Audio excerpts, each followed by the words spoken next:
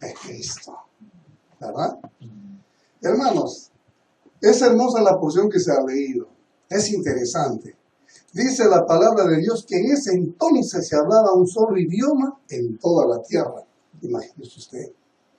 Al emigrar de Oriente, la gente encontró una llanura en la región de Sinar y allí se asentaron. Qué curioso. Y un día dijeron unos a otros, vamos a hacer ladrillos y a cocerlos a fuego. Qué inteligente esta gente, ¿no? Fue así como usaron los ladrillos en vez de piedras y asfaltos en vez de mezcla. De ese modo nos haremos famosos. ¡Wow! Y evitaremos ser dispersados por toda la tierra. Pero, cuidado, el Señor bajó para observar la ciudad y la torre que los hijos de los hombres estaban construyendo y se dijo, todos forman un solo idioma, esto es solo al comienzo de sus obras y todos los que se propongan lo podrán lograr. Será mejor que bajemos a confundir su idioma para que ya no se entiendan entre ellos mismos. De esta manera, registra las Escrituras, el Señor los dispersó desde ahí por toda la tierra y por tanto dejaron de construir la ciudad. Hermanos, hoy nos ocuparemos del espectacular pecado de la construcción de la Torre de Babel. Vamos a ver. Amantísimo Señor, te damos honra y gloria por tu palabra. Te pedimos, Señor, en nombre de Jesús, que tú perdones mi maldad.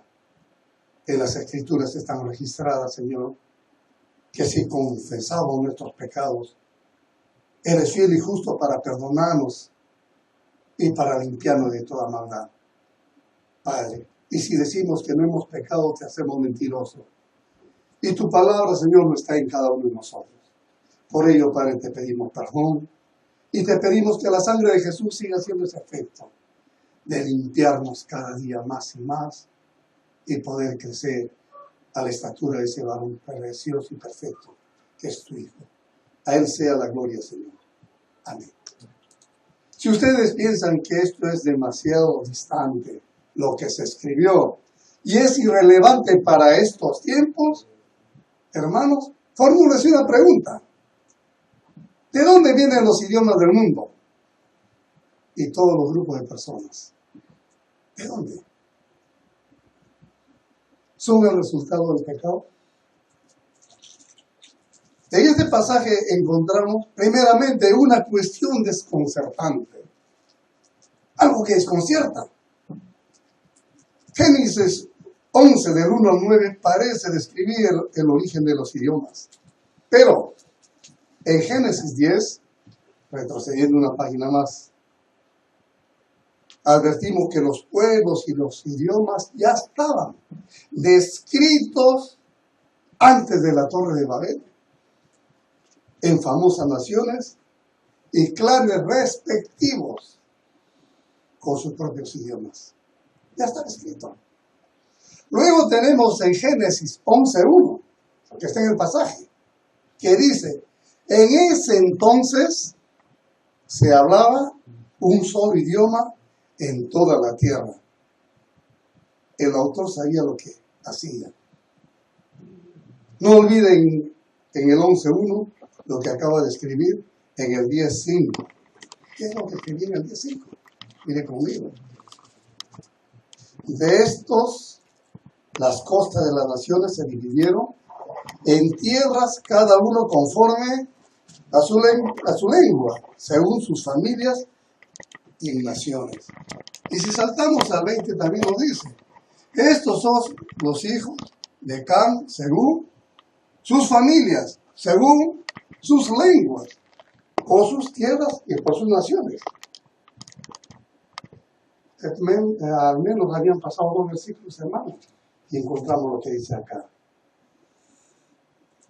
Lo interesante acá es reconocer que el autor no sitúa estas dos historias en un orden cronológico. Dice una cosa en un capítulo y dice otra cosa en otro, pero no lo está narrando de una manera cronológica. En primer lugar, él describe que el origen de tal diversidad está en Génesis 11, 1 al 9.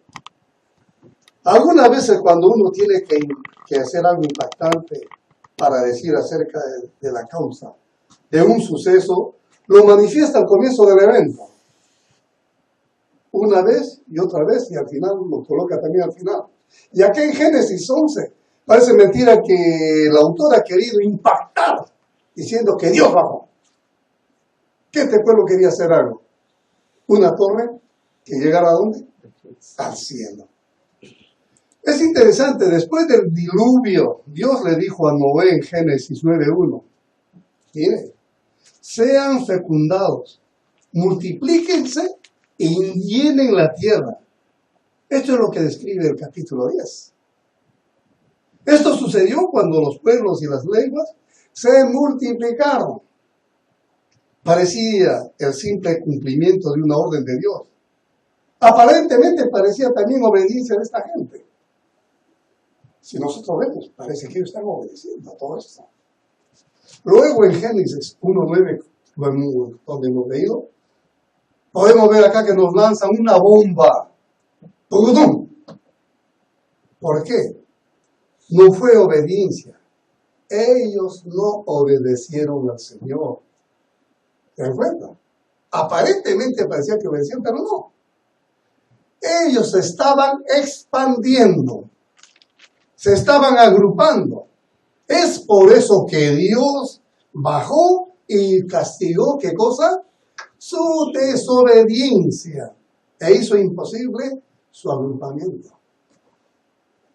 Tenemos un Dios que es increíble. Antes en la escuela dominical estudiábamos acerca de este profeta, cuando le pedía que se una a una prostituta. Y ahora aparece acá algo curioso. ¿Qué hizo Dios?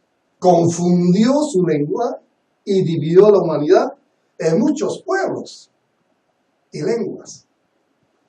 Hermanos, ¿qué podemos encontrar acá? Primeramente los pecados expuestos. ¿Qué pecados? Veamos cuál fue el pecado y cuál fue el juicio de Dios. Si nosotros leemos los primeros 4 versículos del capítulo 11, encontramos, primero, construir una ciudad. ¿Estuvo bajo la voluntad de Dios? Segundo, construir una torre que llegara hasta el cielo. ¿Dios lo quería? Tercero, hacer un nombre. Vamos a escribir un nombre.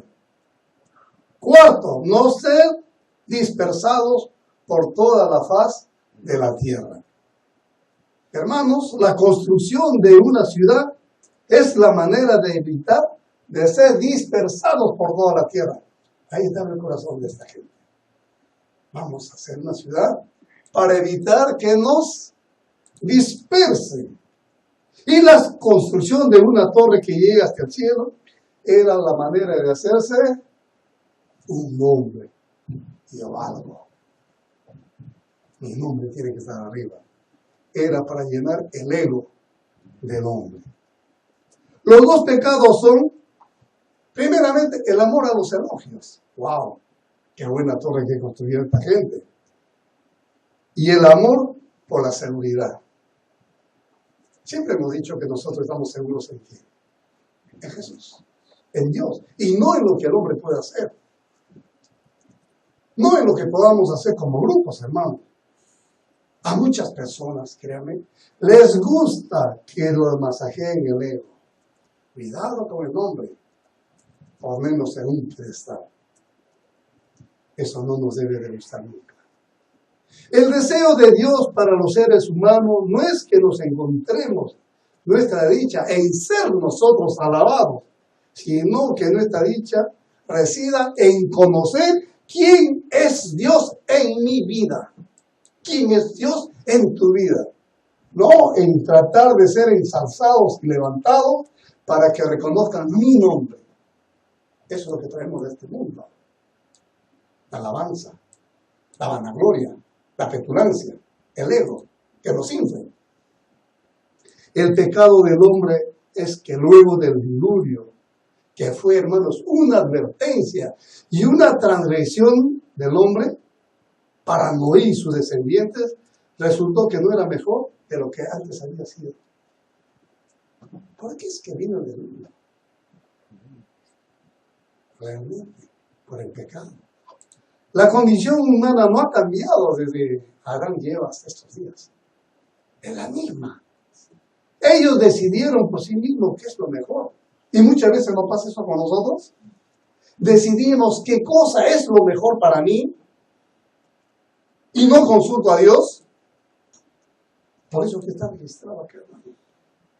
Muchas veces nosotros decidimos qué es lo mejor para nosotros. ¿Cuándo?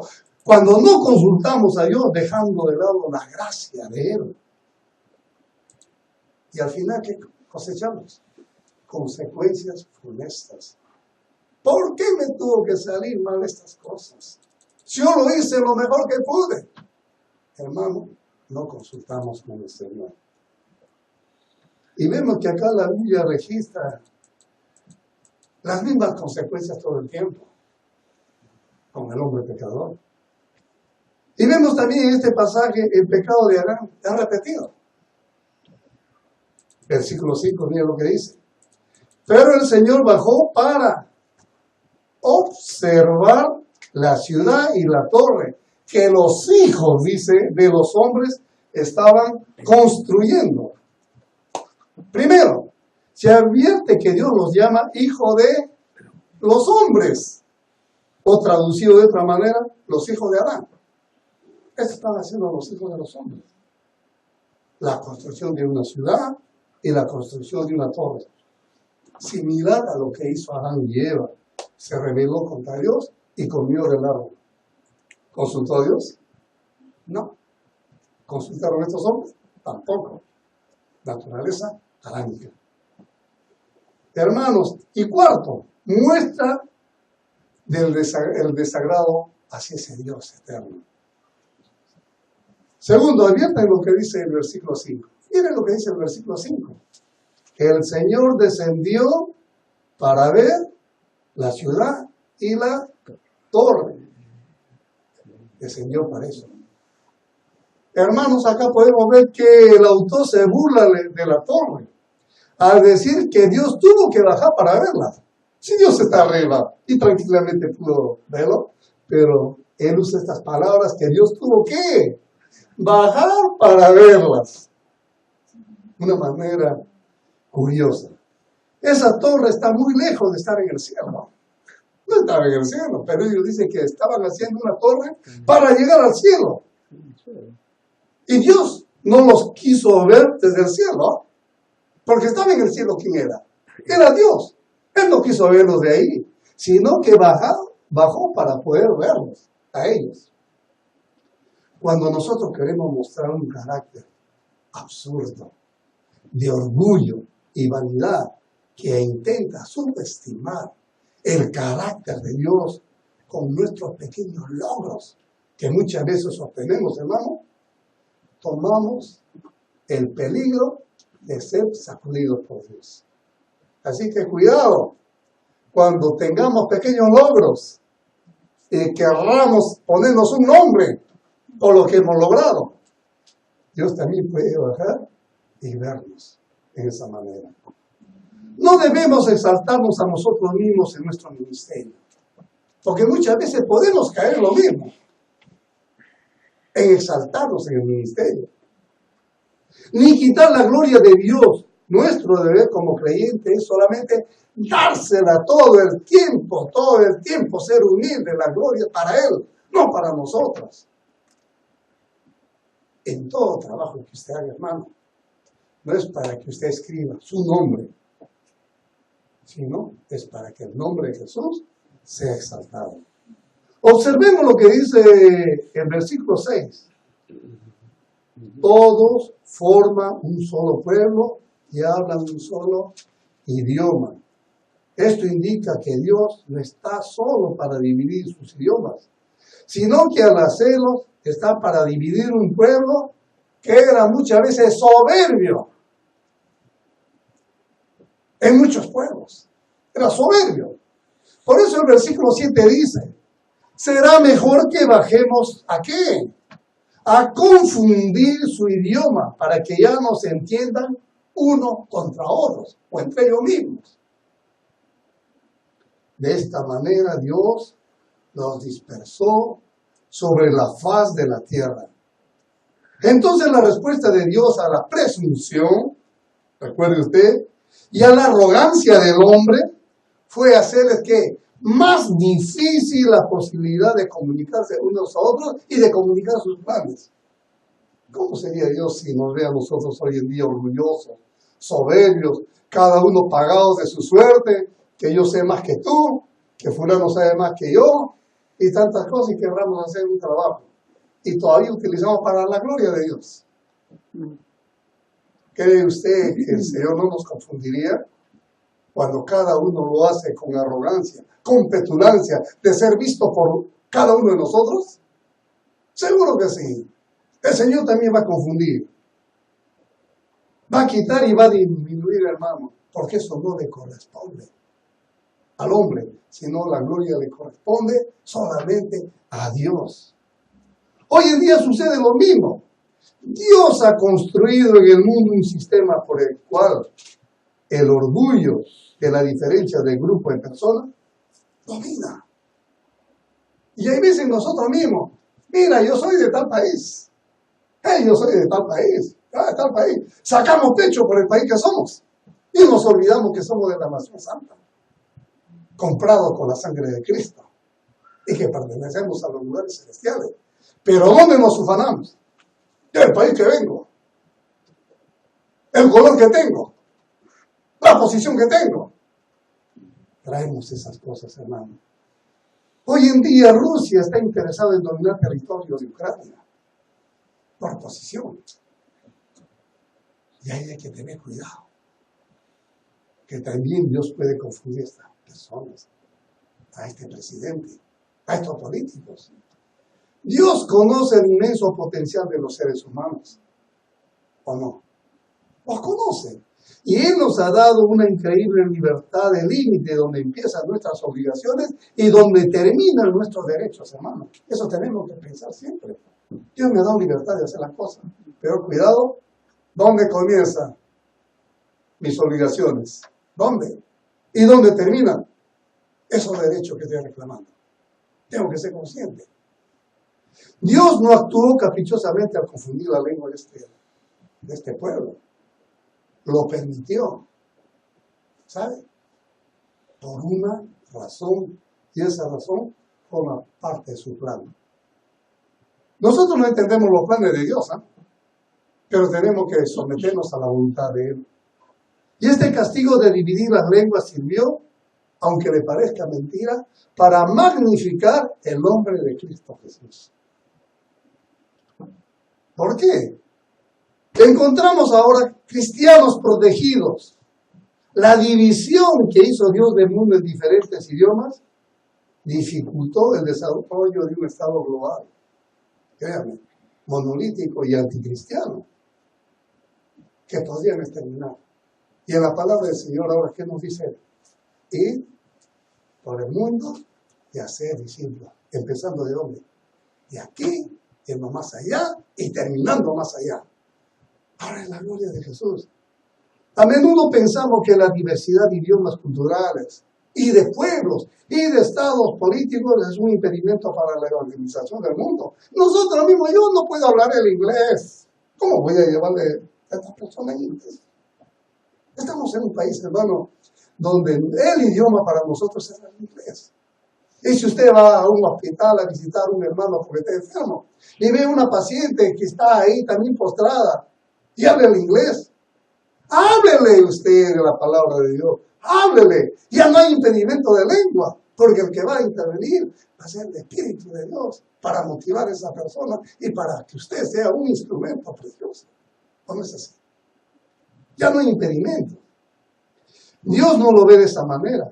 Él está más preocupado por los peligros de la uniformidad. Dios no quiere que seamos robots todos. No. Sino, hermano, que por la diversidad humana. Somos diversos. Podemos hablar en inglés, en francés, en japonés, en español, en portugués. Pero todos podemos dar gloria al nombre de Jesús. ¿O no es así? Hoy en día podemos hacer eso. Y el Evangelio de la gloria de Cristo hoy en día se difunde mejor y prospera más a causa de los tantos idiomas que tenemos en el mundo. Usted vea la Biblia. ¿En cuántos idiomas se está haciendo la Biblia? ¿Solamente en inglés y en español? Hay diversidad de Biblias en diferentes idiomas. ¿Por qué? Porque se ha globalizado todo para poder alcanzar más gente para Cristo, hermanos. Y segundo, acá también podemos ver el orgullo destruido. Este es el segundo modo por el cual la historia de Babel glorifica a Cristo. A través de él, hermano, vamos a ver que muchos pueblos van a venir a los pies del Señor. Supongamos que alguien le pregunta, pero ¿no va a haber en los últimos días un gran gobierno global? Pues está hablando de eso. ¿Donde los cristianos serán perseguidos? La respuesta es sí. ¿No dice que va a haber un momento en que vendrá uno que gobierna? ¿Es verdad eso? ¡Seguro! El último día Dios libertará las restricciones que ahora comete este mal, que Dios lo va a hacer. El anticristo, o el hombre de pecado, como lo llama Pablo en 2 Tesalonicenses 2:3, o la bestia, como lo llama Juan en Apocalipsis 13:3. Sí, va a haber un momento, hermano, en que va a venir un hombre, una persona, tal vez como ese nombre, la bestia, a tratar de gobernar. La palabra Babel, que hemos visto acá en hebreo, está traducido como la Babilonia, porque fue ahí que el Señor confundió el idioma de toda la gente de la tierra y fue un menosprecio esa gran ciudad. Hermano, este nombre Babilonia es el nombre dado a la ciudad de la bestia, que también se dice en Apocalipsis 14, en los versículos 8-9. Sin embargo, yo quiero concluir, hermano, no quiero entrar más en Apocalipsis. La autoridad y el poder de Cristo se magnifica en este pasaje. Muchas veces me pueden decir, ¿en qué se parece? Pero la autoridad de Cristo se magnifica, porque Él reivindicará cada grupo de idiomas y cada pueblo. Así lo dice su palabra, todo ojo lo verá y toda lengua confesará que Jesús es el Señor de señores. Aún cuando hemos visto que Dios confundió a esta gente de Babel. Se me ha dado autoridad en el cielo y en la tierra, dice el Señor Jesús. Por tanto, vayan y hagan discípulos a todas las naciones del mundo, bautizándolos e enseñándolos en su nombre. Mateo 28, 18, 19, registra eso, hermano. Tenemos ese campo abierto para poder llevar la palabra de Dios. En respuesta al pecado, hermanos, Dios dividió a estas naciones. Al final vemos que en su misericordia magnifica la autoridad y el poder solamente en Cristo. Dios magnifica ese poder solamente en ¿quién? En Jesús, Rey de reyes y Señor de señores de nuestra vida. Y nos manda a nosotros a ser discípulos en cada idioma, en cada pueblo diferente, porque Dios, en su amor, quiere que todos sean salvos, quiere que todos vengan al conocimiento de Él. El mensaje de la muerte y la resurrección de Jesucristo trae finalmente al pueblo arrepentido el mensaje de perdón y de justificación. Finalmente, hermanos, la alabanza que Jesús recibe en todos los idiomas son más bellos que la causa de la diversidad que hubiera sido en un solo idioma. Ahora podemos hasta cantar en muchos idiomas. Imagínense cómo será en el cielo. Estaremos ahí. En medio de la confusión, de la soberbia, de los hombres en la torre de Babel, estuvo la mano de Dios. Estuvo la mano de Dios controlándonos. Dios, amados hermanos, en su amor y en su misericordia, no obstante el pecado cometido en las llanuras de Sicar que registran las Escrituras, permitió que con el correr del tiempo se cumpliera el propósito en Cristo Jesús, a cuyo nombre trae alabanza y gloria todos los idiomas en la tierra. Hermanos, vale la pena entonces, cuando reconocemos nosotros lo que ha pasado con la Torre de Babel, poder relacionar que bajo todo estuvo la mano de Dios controlando. Y bendito sea Dios que nosotros somos ese pueblo elegido. Que cuando estemos en su presencia vamos a tener solamente un idioma angelical dándole honra y gloria a su nombre. Pero recuerda, hermanos, sobre todo, que no podemos hacernos un nombre, porque el nombre, sobre todo nombre, es la de Jesús. A Él sea la gloria, hoy, mañana y siempre. Vamos a ver. Amantísimo Padre Celestial, te damos gracias por esta porción bíblica que hemos podido leer acerca de la Torre de Babel, Señor. Gracias, Señor, porque tú descendiste para ver esta ciudad, que los hombres lo habían edificado en desobediencia. Pero sin embargo, Señor, tu amor y tu misericordia fue grande. No obstante que tú los confundiste, Padre. Pasó un largo periodo en que vino Jesús, y todos aquel día cuando venga seremos un solo pueblo, en que daremos honra y gloria a tu nombre, Padre. Ayúdanos, Señor, a tomar decisiones en que tú seas glorificado en todo y no a deshonrar tu nombre. Ayúdanos, Señor, a controlar nuestra naturaleza humana, nuestros impulsos, nuestros deseos y sobre todo a humillarnos cada día más y más para que Jesús siga siendo el Señor de señores de nuestras vidas. En ese precioso nombre, Padre, te damos honra y gloria. Amén.